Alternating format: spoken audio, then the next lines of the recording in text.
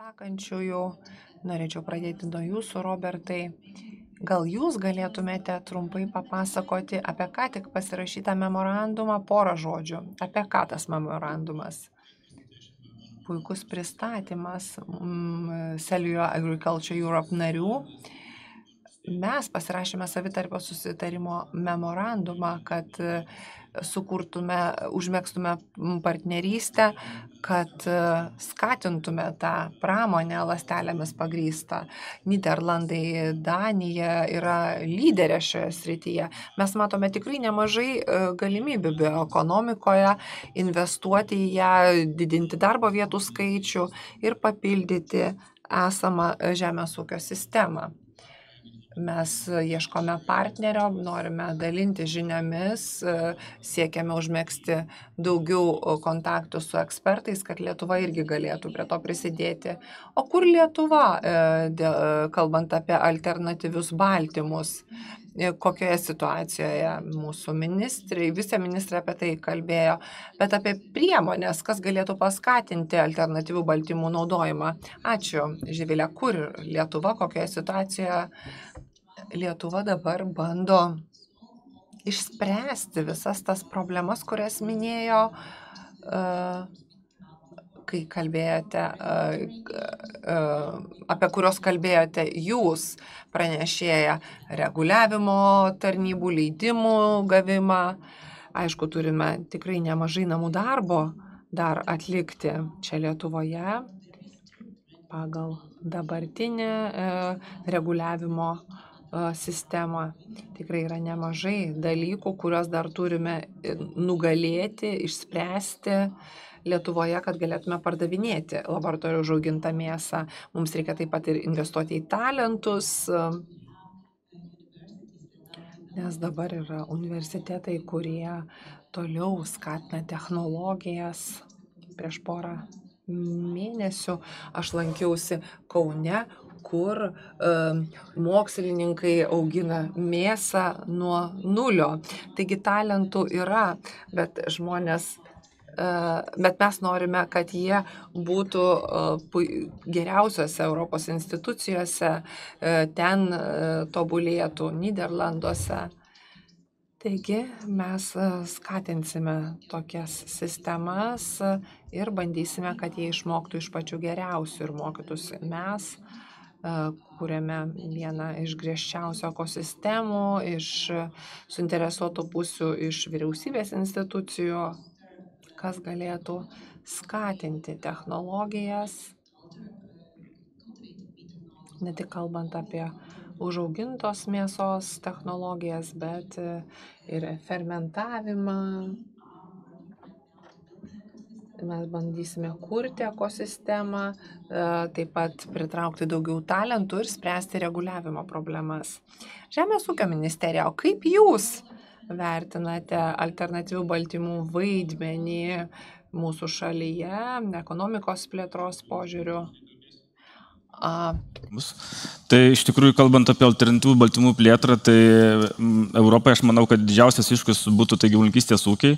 Tai aš manau, kad būtina atlikti poveikio vertinimą, kaip tai atsilieptų kiekvienos šalies ūkininkams. Tačiau jau dabar manau aišku, kad jeigu rinkoje įsivyrautų alternatyvūs baltymai, tai paskatintų gyvulininkystės ir gyvulininkystės ūkių traukimasi. Taip pat mes jau dabar Lietuvoje turime daugiamečių pievų problemą, tai besitraukianti gyvulininkystė dar labiau paspartintų šią problemą. Bet kai mes dažnai kalbam apie gyvulininkystę, sakom, jog gyvulininkystės ūkiai yra teršiai, kadangi dėl išmetamo metano, tačiau šiandieną ūkiai gana sparčiai modernizuojasi, statosi biometano jėgainės. Taip pat pamirštame, kad gyvulininkystės ūkiams užauginti, produkcijai pagaminti mes užauginame didelį kiekį žalios masės ir dažnai tai yra intensyviai augantis augalai, kurie yra pjaunami 3-4 kartus per sezoną, o tuo pačiu mes iš atmosferos absorbuojame didžiulį kiekį anglies dvideginio. Robert, I just want to go back to the challenges that in the previous presentation. Noriu pakalbėti apie iššūkius, kurie buvo paminėti praeitame pranešime. Tai yra skonis, reguliavimo problemos, taip pat kaštų mažinimas. Ką Jūs pasakytumėt, kokie yra pagrindiniai iššūkiai, su kuriais susidurėte Jūs, kai bandote parduoti masinę prasme tą išaugintą mėsą? Pagrindiniai iššūkiai yra tie, kurie jau buvo paminėti. Komponentai tyrimuose remiasi vaistų pramonės, išradimais, kurie yra labai brangus. Dabar tikrai nekalbėsiu, kaip galima pakeisti tuos komponentus tam, kad galima būtų užtikrinti pašarus ir maistą. Ląstelių auginimas iš tiesų sudaro 80% visų tų kaštų. Tai tų kaštų sumažinimas yra labai svarbus tam, kad žmonės galėtų įpirkti patį produktą. Kai kas nebuvo paminėta, tai yra reguliavimo kelias Europoje, yra auksinis standartas, pavyzdinis standartas. Jis yra labai griežtas ir mes matome politinio ir susiskaldimo, kalbant apie iššūkius ir tradicinį žemės ūkį, reikėtų galbūt pakalbėti apie skaidrų dialogą, kur visos technologijos galėtų viena kitą papildyti ir padėti žemės ūkiui. Taip pat noriu pasakyti, kad baltyminiai produktai yra gaunami iš grūdų. Mums reikia ir sojos, ir runkelių, cukrinių, ir kitų augalų, kurios irgi užaugina Europos ūkininkai. Andy, aš norėčiau trumpai pakomentuoti apie inovacijas kosmose. Mes esame ES priemonė, kuri skatina baltymų diversifikavimą. Tai yra laboratorijų užauginta mėsa, yra vienas iš būdų. Mes investuojame į technologijas, kurios padeda tą įgyvendinti. Prieš metus susidurėme su iššūkiu, kaip technologijos galėtų sumažinti tuos kaštus, kadangi tai skatina visos pramonės augimą. Mes kartu prisijungėme su GFI ir investavome 50 000 eurų kiekvienas. Ir tai yra labai svarbu. Svarbu yra, kad ką galvoja vartotojai apie tokią mėsą. Mes supratome, kad kaip pasakome žmonėms laboratorijų užauginta mėsa, tai yra baisu, mes to nevalgysime. Bet jeigu paaiškinsite, o taip, tada sako, skamba visai neblogai, tai investuoti reikia į švietimą žmonių, skatinti sąmoningumą, raštingumą ties alternatyviais baltymais. Nes mums visiems yra labai svarbu, ką tai reiškia, ką tai daro ir ką tai gali padaryti jiems ir aplinkai. Tai kągi galvoja vartotojai.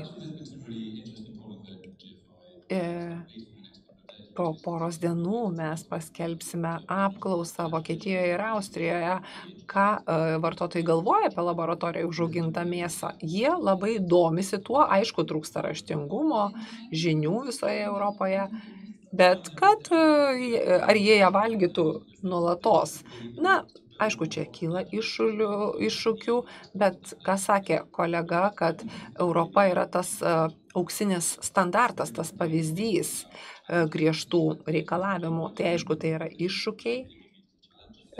Reguliavimas neturėtų būti suvokiamas kaip iššūkis. Tai yra galimybė sektoriui pasinaudoti geriausiais, griežčiausiais procesais, pasiremti įrodymais, griežtais tikslais tam, kad galima būtų kurti tokį pasitikėjimą, norą, kad produktas būtų patrauklus. Tai yra susiję. Bet taip pat noriu pasakyti, kad vartotojų jausmų išbandymas yra labai svarbus. Bet aišku, rezultatai nebus labai tikslus. Reikėtų remtis įrodymais. Reguliavimo iššūkiai yra ne tik iššūkiai. Kągi pasakytumėt, kokie yra pagrindiniai iššūkiai ir kur mes esame, kalbant apie alternatyvus baltymus palyginus su praeitais metais. Man atrodo, man nepatinka iššūkiai, kalbant apie reguliavimą, aš kalbėčiau apie galimybės bendradarbiauti tarp reguliavimo įmonių. Nemanau, kad kalbėti apie tai kaip apie iššūkį arba kliūtį mums visiems padės. Kokie yra pokyčiai nuo praeitų metų, tikrai daug įdomių galimybių atsivėrė. Tai yra ir kosmose panaudojimas tokių produktų. Produktai yra išbandomi, pardavinėjami rinkoje. Nauji produktai atsiranda, kurie gauna patvirtinimą. Finansavimo didinimas ir, man atrodo, dabar žmonės pradeda suvokti, kad alternatyvūs baltymai tikrai gali vaidinti svarbu vaidmenį ateityje. Dėl to ta diskusija turėtų būti platesnė. Pripažinimas irgi turėtų būti didesnis. Andy?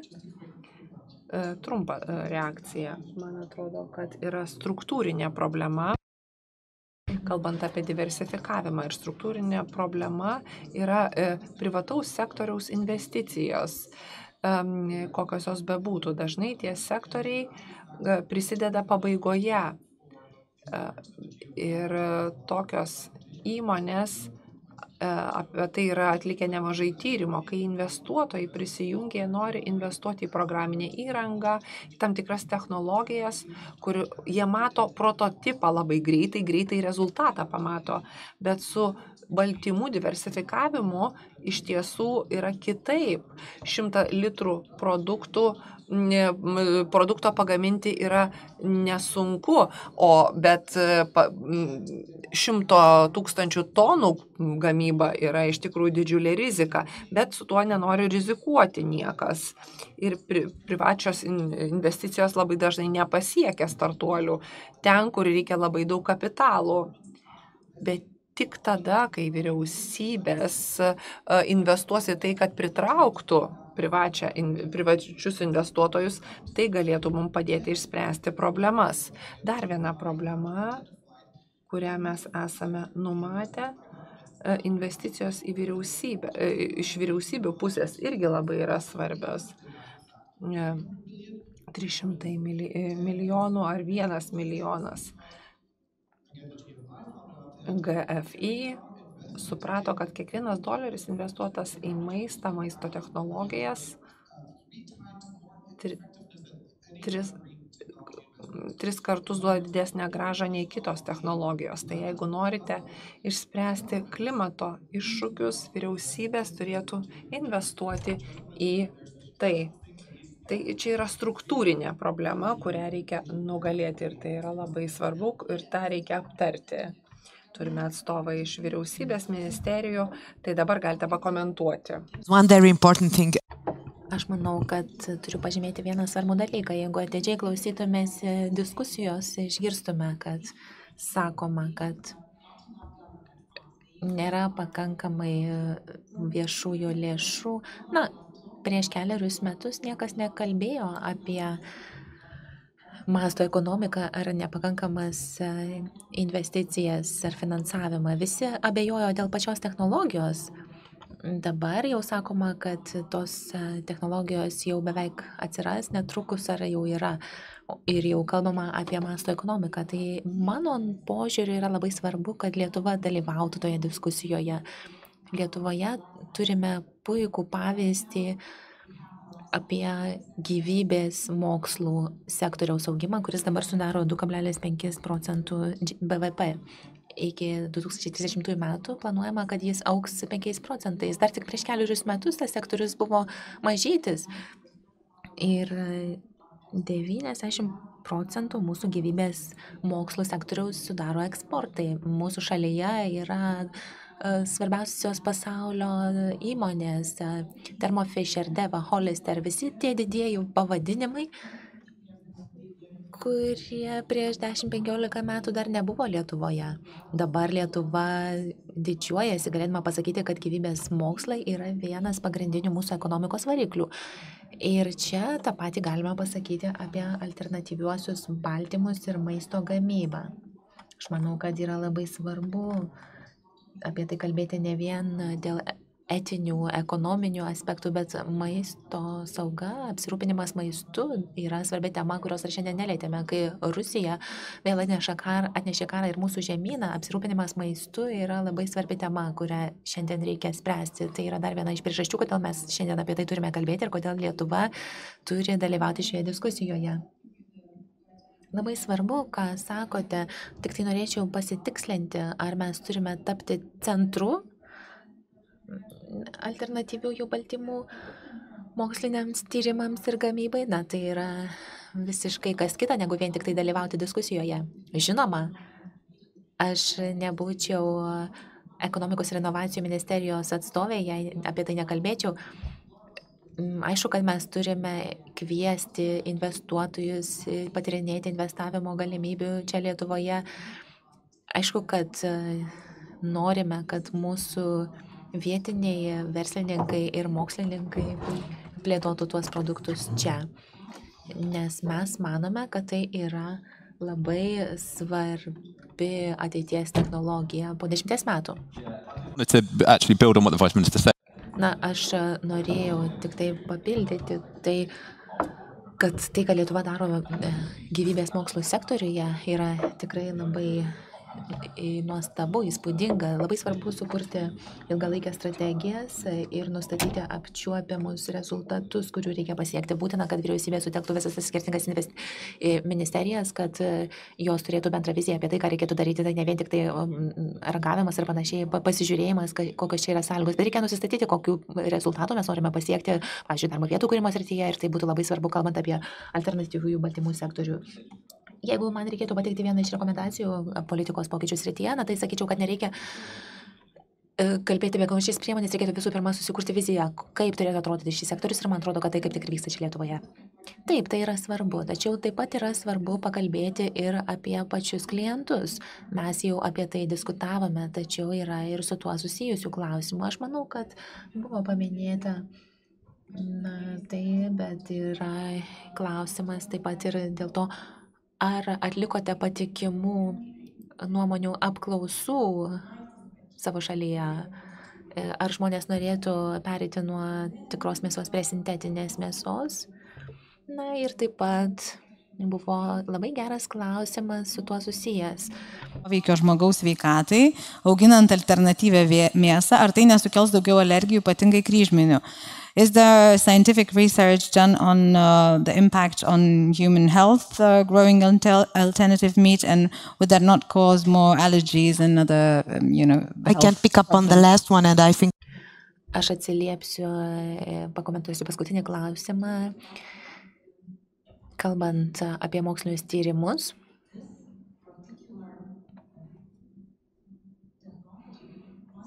Ši technologija turi būti patvirtinta institucijų Europos Sąjungoje, turi atitikti maisto saugos reglamentą. Tai yra auksinis standartas pasaulio mastu. Tai aišku, kad jokių būdų ir nėra poreikio daryti tai lokaliai, vietos lygių, nes visa tai jau pereina procedūras Europos Sąjungos lygių. Be jokios abejonės mūsų moksliniai tyrimai turi gerų gebėjimų čia, bet tikrai yra standartizuota procedūra tokiems dalykams Europoje. Tai nemanau, kad tai kels problemų. Ir tai tikrai galima išspręsti nuosekliai. Kaip ekonomikos ir inovacijų viceministrė, gal galėtumėte, jeigu kažkas kitas atsakytų, tai taip pat būtų gerai. Turint 1 kilogramą realios mėsos ir laboratorijoje išaugintos mėsos, ką pasirinktumėte? Na, aš pakomentuosiu. Kalbant apie rizikos vertinimą ir Europos maisto saugos agentūros vertinimą, šiuo metu Europoje yra įgyvendinama daugybė projektų, kai kurie iš jų nagrinėja papildomus klausimus. Taigi, kalbant apie inovatyvaus maisto teisės akto standartus, na, mano įmonėje tai daugiausia bus susijęs su mėsa, tai ta mėsa turės atitikti tuos pačius maistingumo standartus, kaip ir tikra mėsa. Tai čia mes turime aukštą kartelę. Kalbant apie kainą, žinome, kad, na ir aš manau, kad kalbu iš visas įmonės, taigi mes visų pirma pateksime į rinką turėdami mažesnę produkciją. Kai kurios įmonės pateks visų pirma per restoranus, taikydamos tokį gastronominį požiūrį, prieš įgyvendinamos masto ekonomiką ir gamindamos didesnius kiekius ir pasirašydamos kontraktus su prekybos tinklais. Visų pirma, pavyzdžiui, kalbant apie jautienos kilogramą, na, viskas turėtų išsiplėsti per 3-5 metus po patekimo į rinką. Na ir galiausiai bus galima pasiekti žemesnių kainų pasiekus veiksmingumo. Na, kalbant apie jautieną,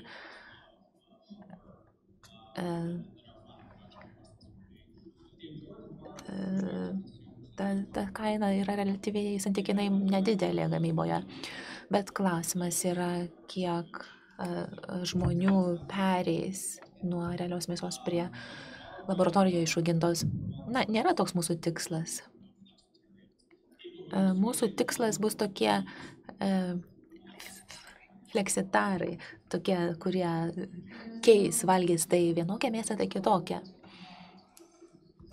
Tai jūsų tikslas nebus, kad žmonės nevalgys gyvūninės mėsos. Nenorite, kad žmonės visiškai atsisakytų gyvūninės mėsos.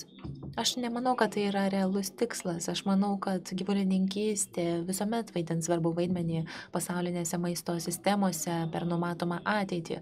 Aš įsivaizduoju, na ir šioje diskusijoje apie tai buvo kalbėta, aš manau, kad jau buvo tai paminėta. Net tai sakė, kad mes tikėsimės, kad, na, matome, kad maisto suvartojimas Europoje mažėja, tačiau tokiose šalyse kaip Kinija ir Indija mėsos suvartojimas tiesiog šauna beprotiškai aukštyn. Tai kaip mes patenkinsime tą papildomą mėsos paklausą, nepakenkdami savo sektoriams. Tai mūsų produktas yra vienas iš tų įrankių mūsų pasirinkimo galimybėse. Aišku, ne magiškas, stebuklingas sprendimas, bet viena iš galimybių. Vytautai, grįšiu prie jūsų. Jūs minėjote, kad bus svarbu atlikti skaičiavimus gyvulių ūkiuose. Na, dabar kalbame apie tą papildomą mėsos paklausą. Gal galėtumėte pakomentuoti apie tai ir taip pat apie tai, kaip manote, ar yra pasirengę Lietuvos vartotojai išmėginti alternatyvę mėsą? Nežinau, ar ministerija būtų atlikusi tokią gyventojų apklausą, bet gal jūs žinote maždaug kiek žmonių būtų nusteikę? Atsparumą ir tvarumą gyvulininkystės ūkiuose arba tuose ir mišriuose ūkiuose, tai manau, kad alternatyvų baltymų plėtojimas Lietuvoje kažkiek prisidėtų prie žemės ūkio sektorių kai kurių atsparumo didinimo, kadangi, kaip žinia, gyvulininkystės alternatyviem baltymam reikalinga augalinė žaliava, tai paskatintų mažiau eksportuoti, daugiau perdirbti ir taip sukurtume didesnę pridėtinę vertę. Kalbant, jeigu apie tvarumą, tai alternatyvų baltymų gamyba, manau, neišpildytų visų tvarumo ramščių. Kaip žinia, yra 3 pagrindiniai ramščiai, tai aplinkos apsaugos, socialinės atsakomybės ir valdysenos. Tai aš niekaip nematau, kaip alternatyvūs baltymai prisidėtų prie aplinkos apsaugos, jeigu tai paskatintų gyvulininkystės mažėjimą, o kaip žinia, gyvulininkystės ūkiai ypatingai prisideda prie biologinės įvairovės išsaugojimo. Tai jeigu alternatyvūs baltymai paskatintų gyvulininkystės traukimąsi, tai manau, kad tuo pačiu sumažėtų biologinė įvairovė gamtoje, bei labiau būtų paspartinta dirvožemio degradacija. Taip pat reikia nepamiršti, kad natūrali gyvulininkystė ypatingai prisideda, kaip minėjau, prie biologinės įvairovės ir tai yra ciklas, kuris susiformavęs prieš daug tūkstančių metų. Todėl kiekvienas natūralios mėsos vartotojas, ypač užaugintos ekstensyviai, sakyčiau, prisideda prie tos gamtos išsaugojimo ir prie biologinės įvairovės išsaugojimo taip pat.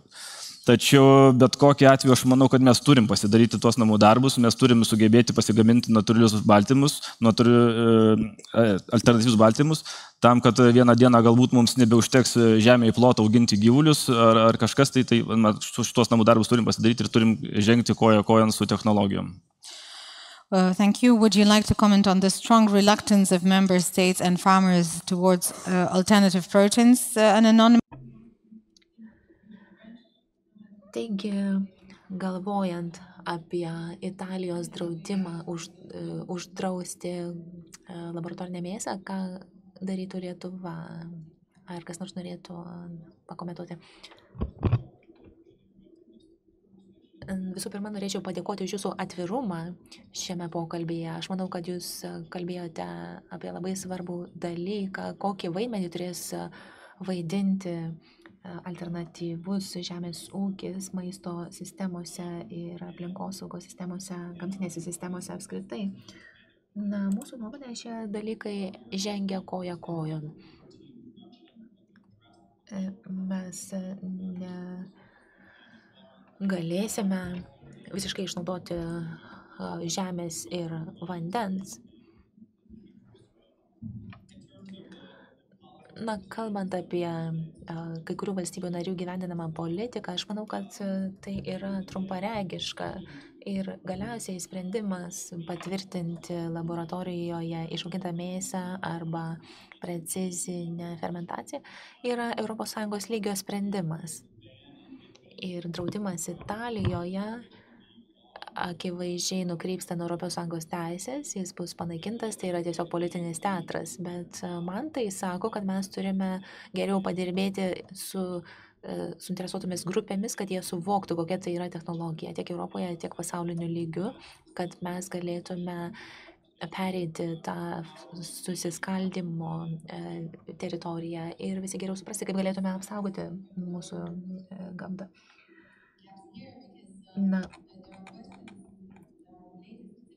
Turiu klausimų susijusių su galutiniais vartotojais. Tokios dirbtinės mėsos yra labai įdomus klausimas. Esu tikra, kad galbūt jūs tai galėsite pakomentuoti. Kaip vartotojas, aš norėčiau pirkti mėsą iš mažų vietinių ūkininkų, o ne iš prekybos centrų, bet dauguma gyventojų negali nusipirkti geros kokybės mėsos. Klausimas. Ar mes esame sąžininkai, kas bus dirbtinės mėsos naudotojai, vartotojai žemesnėsės klasės? Aš manau, kad buvo gana puikiai apibūdinta, kaip yra įsivaizduojama, kaip ši mėsa pateks į rinką. Aš nemanau, kad tai bus prastesni žmonės, kurie ją valgys. Aš manau, kad abu dalykai yra įmanomi. Galėsite nusipirkti gerą, skanę vietinę mėsą, galėsite nusipirkti laboratorijoje išaugintą mėsą. Aš nemanau, kad čia reikėtų daryti kažkokį skirtumą atsižvelgiant į socialinę klasę. Nežinau, kaip jūs įsivaizduojate, kokia būtų jūsų vizija. O taip pat dėl alergijų, atsimenate, buvo ir toks klausimas. Aš galėčiau pakomentuoti dėl alergijų, nes tai iš tiesų labai svarbus klausimas, galvojant apie tai, kaip bus ženklinami šie produktai patekę į rinką. Tai ženklinimas visuomet apie tai yra diskutuojama ES lygiu. Ir aišku, kad dabar yra diskutuojama, kokia nomenklatūra bus suteikta su šiai mėsai. Ir alergijos klausimas čia yra esminės svarbos, nes jeigu jūs, pavyzdžiui, esate alergiškas tam tikram produktui, pavyzdžiui, jūrų gėrybėms, tai reikia labai aiškiai tai nurodyti etiketėje. Tikrai svarbus pastebėjimas ir į tai reikės atsižvelgti, diskutuojant apie komunikaciją vartotojams. Aišku, kad reikės taip pat surinkti ir duomenų ir aptarti tą terminologijos klausimą.